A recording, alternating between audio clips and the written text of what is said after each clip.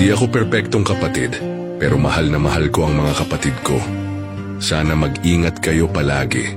Minsan kahit may tampuhan o di pagkakaintindihan, hindi nawawala yung pagmamahal. Natural lang na may asaran at kulitan, pero sa dulo ng araw, pamilya pa rin ang uuwian.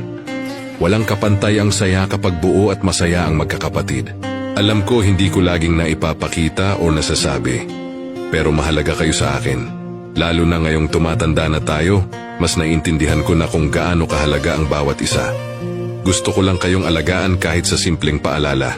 Hindi man ako laging present sa lahat ng moments nyo. Tahimik lang akong proud sa inyo. Sa bawat tagumpay at hirap nyo, kasama nyo ako kahit hindi halata.